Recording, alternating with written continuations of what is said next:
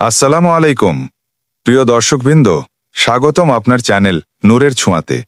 আজ আমরা কথা বলবো আমাদের হৃদয়ের ঈমানের গুরুত্ব, কোরআন শেখার মর্যাদা এবং দোয়ার মাধ্যমে জীবনে আলোর বার্তা আনার উপায় নিয়ে।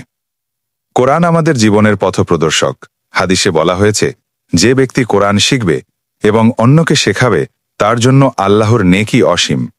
কোরআন শেখা শুধু আল্লাহর নিকট ভালোবাসা অর্জন নয়, বরং আমাদের দৈনন্দিন জীবনে নেক কাজ এবং সিদ্ধান্ত নেয়ার পথও সুগম করে।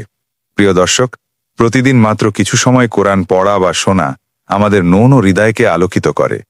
কেবল শেখা যথেষ্ট নয়, শেখানোও সমান গুরুত্বপূর্ণ। নবী করিম সাল্লাল্লাহু আলাইহি ওয়াসাল্লামের হাদিসে বলা হয়েছে, যে ব্যক্তি আল্লাহর জন্য একটি জ্ঞান শেয়ার করবে সে নিজেও তার সওয়াব পাবে। অর্থাৎ আপনি যখন অন্যকে কোরআন বা নেক কাজ শেখান, আপনি শুধু তার সাহায্য করেন না, বরং আল্লাহর নেকি অর্জন করেন। প্রিয় বন্ধুরা, ছোট ছোট দিক নির্দেশনা, দোয়া শেখানো বা ইসলামের শিক্ষণ সবই আমাদের নেকি বৃদ্ধি করে।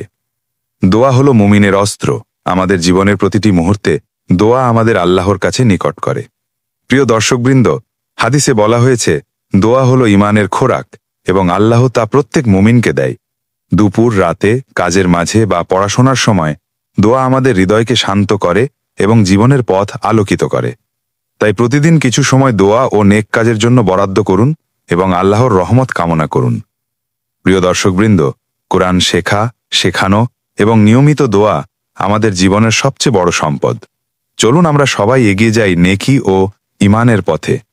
ভিডিওটি যদি আপনাদের ভালো লেগে থাকে তাহলে লাইক দিন, কমেন্ট করুন এবং চ্যানেলটি সাবস্ক্রাইব করুন নূরের ছোঁয়াতে, যাতে আমরা আরও সুন্দর ইসলামিক শিক্ষামূলক ভিডিও নিয়ে আসতে পারি।